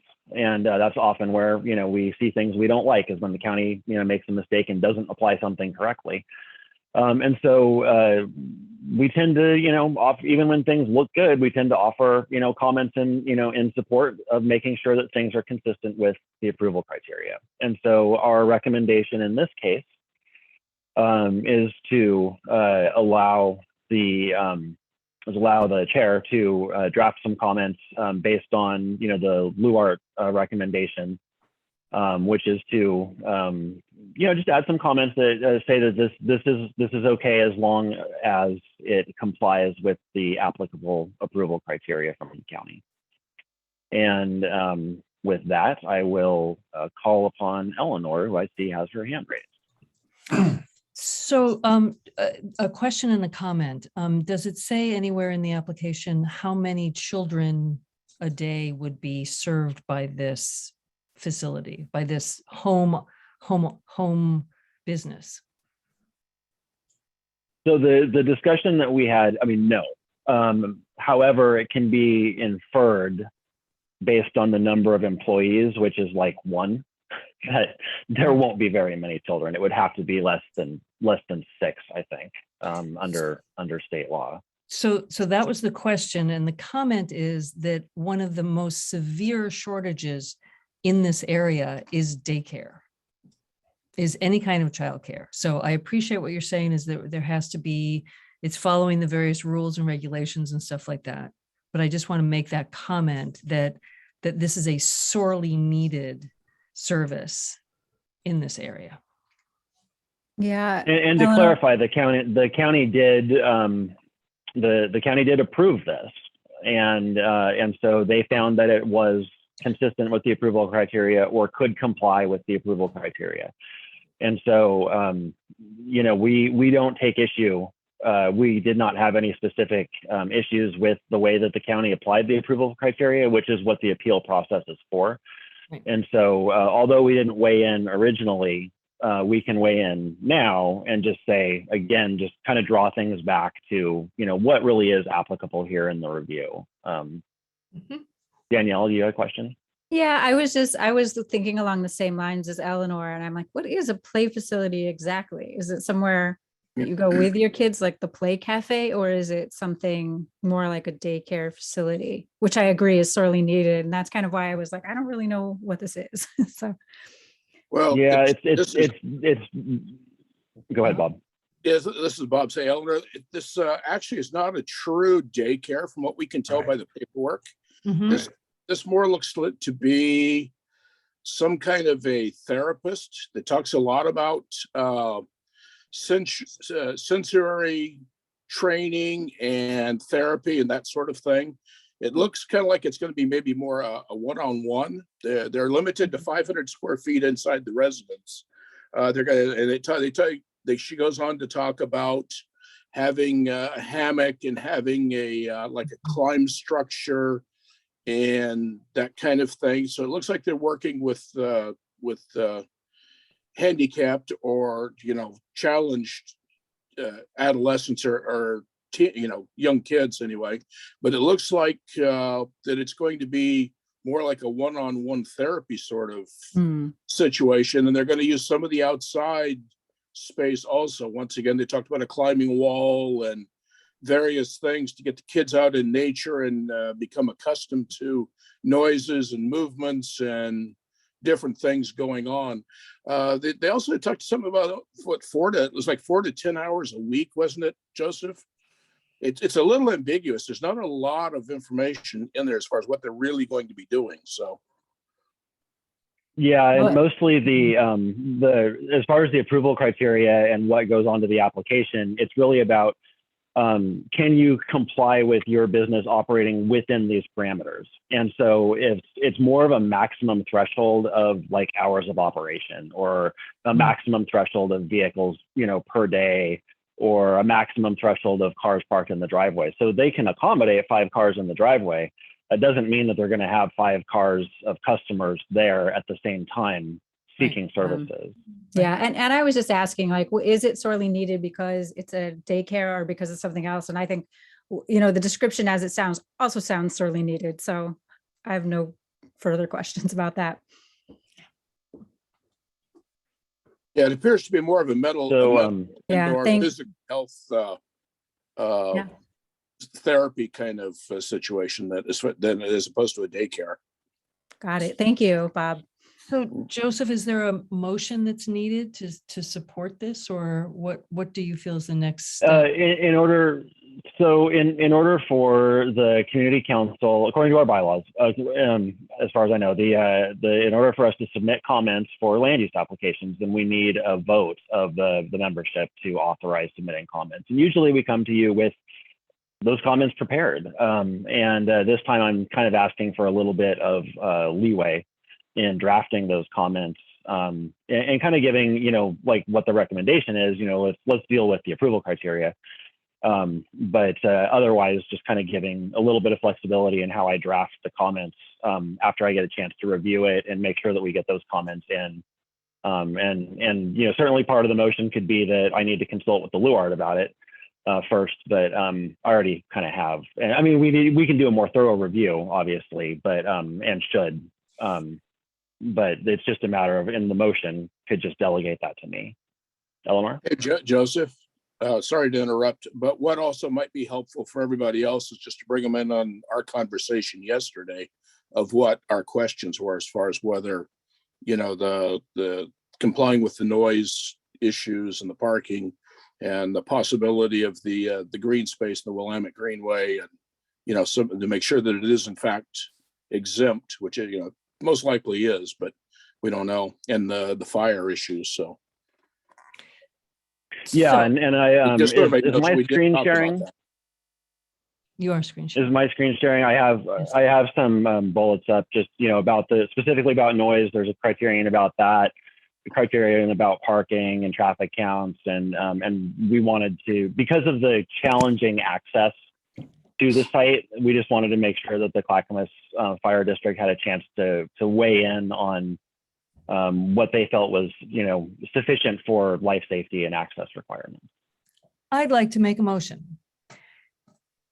I'd like to make that the recommended motion that takes into account the LUART recommendation as you have prepared on this slide. I'll second it. Okay, motion by Eleanor, second by Valerie, and I'll stop sharing. Are there any further discussion? It's going to be Okay, consistent. then are with there any regulations, abstentions? so, yeah. Are there any abstentions? Again, voting members only. Are there any no votes? Seeing none, carries unanimously. Thanks, everybody. And I'm going to jump back into my screen share. I think I might be done though, but let's see. Oh, yep, that's it. I'm going to, so we're going through our committee updates now, and I'm going to turn it over to Rich for an update from CERT. It's not very big. The CERT continues to meet by Zoom. We have a meeting scheduled for this Saturday, December 4th, to review the CERT handbook and CERT requirements. And we're also going to review, oops, I lost my notes. We're also going to review the equipment each member should have from CERT. That's my report. Awesome, thanks, Rich. And now I'd like to turn it over to Mark Elliott, who has an update about the Concord property and library. Thank you, Joseph. Just a point of order, perhaps, is I know we're running pretty late here, so I guess I have to say that what I have to share is not brief. So I just want to know how I might proceed here. Go ahead and give a summary of what happened today, and then I have a recommended motion language on a slide that I can share when you're done speaking. Okay, so I wanted to, I'll make this rather brief. So I'm going to share my screen as best I know how, and let's hope we can do that.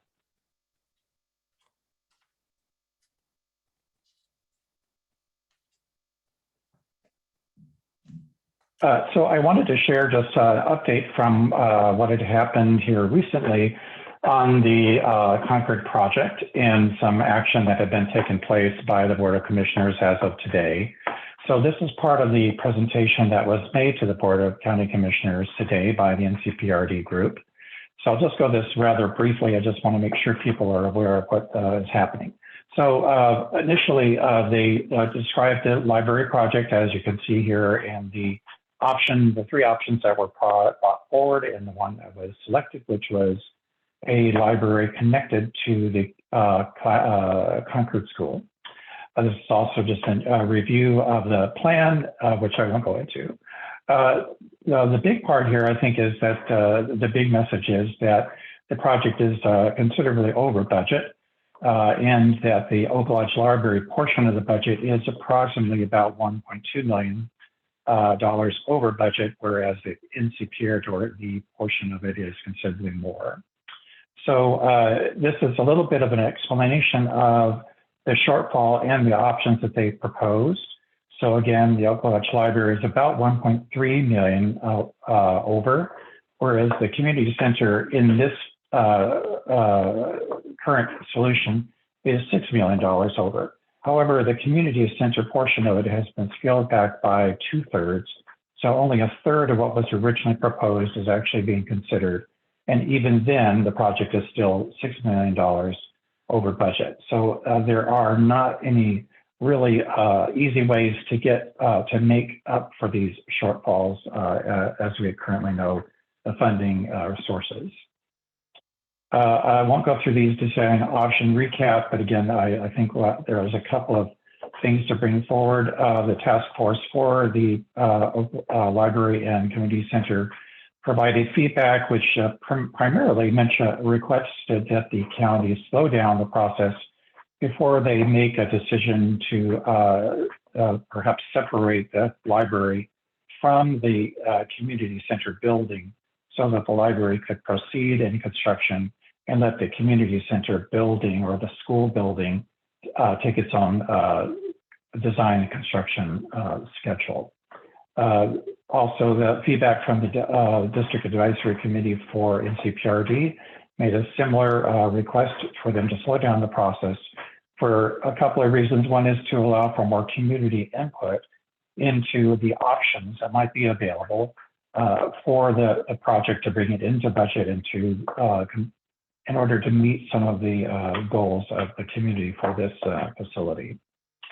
So this is the current status. There was a variety of meetings that have taken place in September, culminating in a meeting that happened today.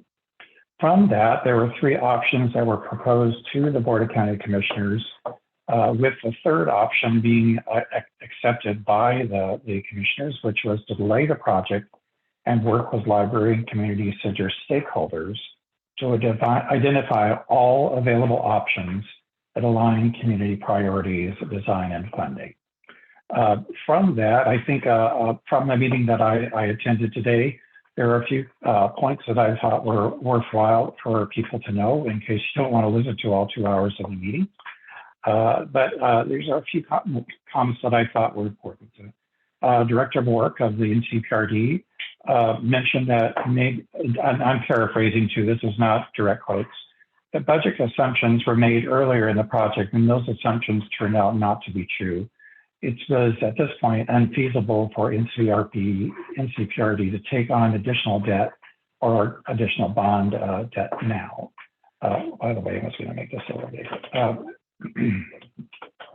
And also the reduced scope constitutes about 1/3 of what was originally envisioned. And unfortunately, the reduced center will operate with a 50 to 60% funding gap that NCPRD believes can only be funded for about 5 years. So if the facility was built even at the reduced size, they would not have enough funds to support the operating budget for the project beyond about 5 years. Chair Smith made a comment also that the community needs to understand that Clackamas County is not in a position to write a blank check to cover the budget deficit. And the community asked to fill the budget gap in some way is, in her opinion, an unrealistic expectation. Commissioner Savas pointed out that the size of the library is defined in the Gladstone Intergovernmental Agreement of 2018 at a size of 19,500 square feet. The current recommendations from NCPDR suggest that the square footage is going to be reduced.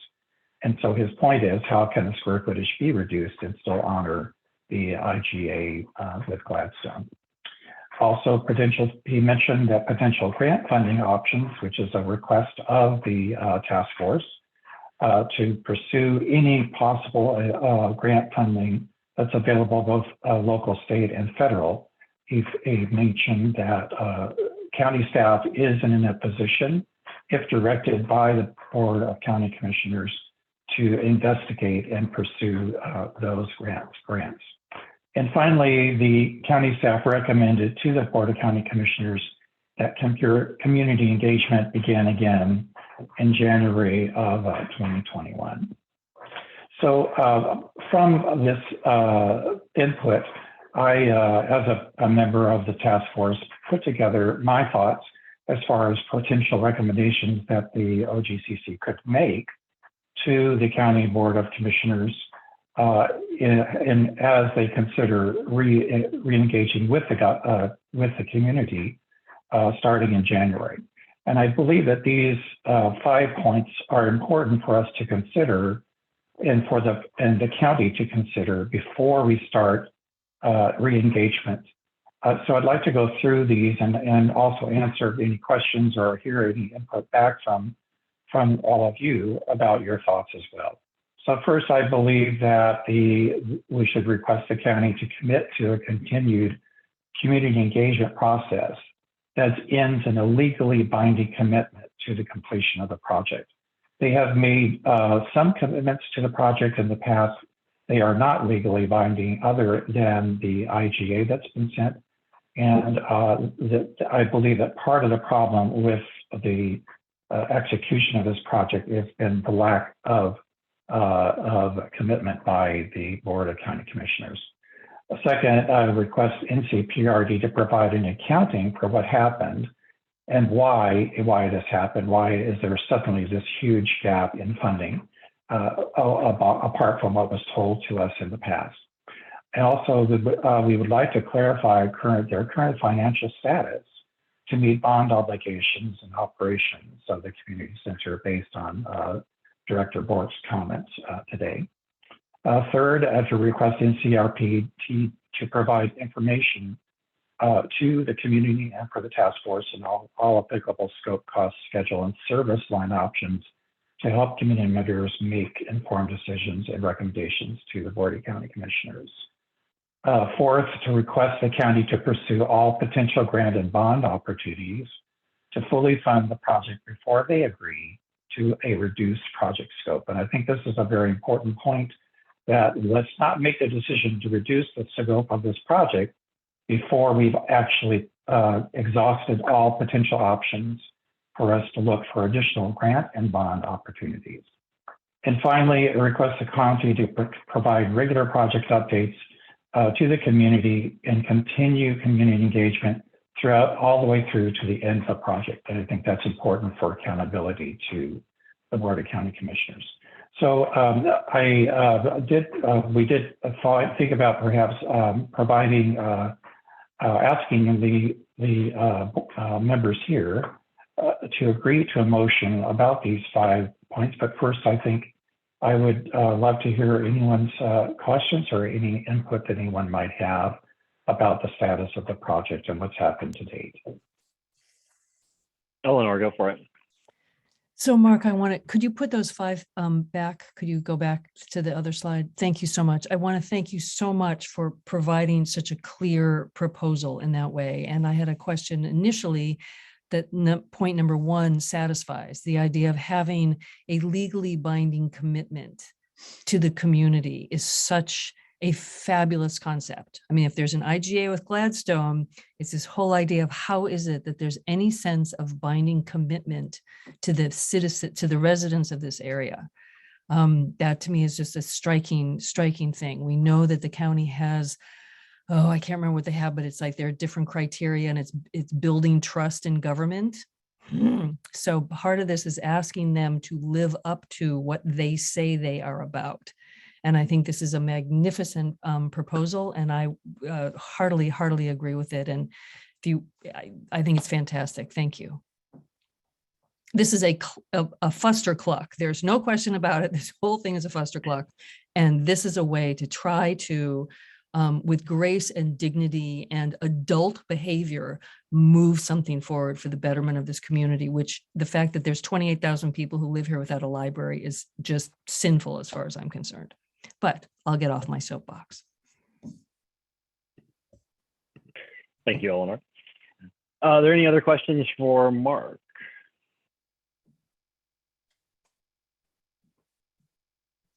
Okay, so Mark, if you could stop sharing your screen, I'm going to share my screen really quick. And I know we're running short on time, but I want to give us the chance to make a motion on this. And really the intention here is to because the meeting is tomorrow, where we want to provide input to the Board of County Commissioners, the motion authorizes the chair to submit comments on behalf of the OGCC at tomorrow's meeting, consistent with our the recommendations from Mark. And then just for full disclosure, I will probably delegate providing that live testimony to Mark. So he will actually be the one representing the OGCC and making these points on our behalf if this motion passes. And so I just wanted to put this up there in case anyone wants to offer a motion. Eleanor? I'll make that motion. Great. Thanks, Rich. Oh, Rich. Great. I I'll will second second it. the motion. You second it, Jane. Perfect. I'll second the motion. Great. Okay, I'm going to stop sharing now, and we're going to do the same thing again really quick. Are there any abstentions? Okay. Are there any no votes? Okay, passes unanimously. Mark, you get to carry our torch tomorrow morning. Thank you, Mark. Thank you. Yeah, thank you very, very much for being on top of this and providing a really quick turnaround on this. I'm sorry we didn't have more time to go through that a little bit more methodically, but I really appreciate your effort on that. Your commitment, your we do diligence, have your patience. We are going to step through the rest of this really pretty quickly. I'm going to skip a few of these that I don't think we have any updates for. I really should have skipped the slides on it. I wanted to give you a chance to provide an update from the DAC. Well, I first want to thank Mark for all your hard work, and I agree with Eleanor. You're doing a wonderful service for this community in taking on this Concord issue. And just to say that NCPRD is more than one project and more than one person and more than one amenity. This weekend at River Villa Park, we're having an event that starts with a geology talk about the geology of the area, and then a work in the park session. It's from 10 to 12, and we'd love to get more people to sign up. I know it's a little tricky in the winter, but it's turns out that pulling ivy or mulching trees or planting plants, when you do it as a group, is pretty enjoyable sometimes compared to doing it on your own. So if you'd like to join us at River Villa Park this Saturday, you can register ahead of time by going to NCPRD's website or their Facebook page. So I hope to see some of you there. Thank you very much for that update. I know the Watersheds Council is having its Christmas tree sale coming up. Bob, did you have any specific information about that? You know what? Got me a bit flat-footed. I know that we had talked about dates, but I can't tell you what that is at the very instant. Seems like it was like the second. We will make sure. Yeah, I was gonna say we'll make sure to send this information out. To make sure everyone knows when this will be. So make sure you're signed up for our email list and watch for that coming up. And sorry, Bob, was there anything else for Watersheds? Sorry, Joseph. The Christmas tree sale, yeah. Got it. Yeah, well, there's no Christmas tree sale. We were just doing the take back this year. Oh, it's just the take back this year. Okay, Right, gotcha. right. So that'll be after Christmas then. So we'll send out an email when that date gets announced. Cool. Thanks, Bob. Mm-hmm. And then next month, the Oak Lodge Governance Project will actually have their presentation featuring Dr. David Lewis, who was scheduled for November, but unfortunately had to reschedule kind of at the last minute. And so that will be coming up in January. So watch for that. We'll also send out an announcement about this as well, so you can register in advance if you're interested. The next Parks Advisory Board meeting was canceled, I saw, and so we'll jump ahead. We'll be recruiting for an ABC for a committee for the Bike Walk Clackamas plan pretty soon, and as soon as that announcement drops, we will let you all know. There's really only 3 recruitments right now, the Milwaukee Center Advisory Board, the Parks Advisory Board, and the Veterans Advisory Council. And then I will yield to the floor. Are there any announcements? Thanks everyone for sticking around so late with us. Jane, I see your hand. Oh, I just wanted to apologize for being late at the beginning, and that the Treasury report is indeed no change, the same $1,526.18. Thank you. I've captured it. Excellent, thank you. Awesome. Okay, floor is open for announcements. Anybody else? Just the magnificent Okay, well, with that, efforts of everybody. Thank you. our next meeting is January 26th of 2022. So we will see you all there, hopefully. Thanks for joining us tonight. Valerie, you have a question? No, it's not a question. It's a comment. This is our last gathering, before the holidays. So I just wanted to say happy holidays to everybody, whatever holidays you're celebrating, and hope that everybody has a really good time. And I'll just say that on behalf of the board, which isn't going to meet again until January either. So happy holidays to everybody. Thank you. You too, Valerie. Thank And you, Joseph, Danielle. I just wanted to say, don't Yeah. leave, Joseph, and Jane as well. We wanted to talk a little bit about the voting and how to record some things. I need to get some language from you. Okay. Thank you. Thank you, everyone. Okay. Thank you, everyone. Valerie, happy holidays, Thank you. everybody. Thank you, Mark. Thank you Thank you. so much. Thanks, Susan. Thanks, Mark. Bye. Bye, everyone. And we can stop recording.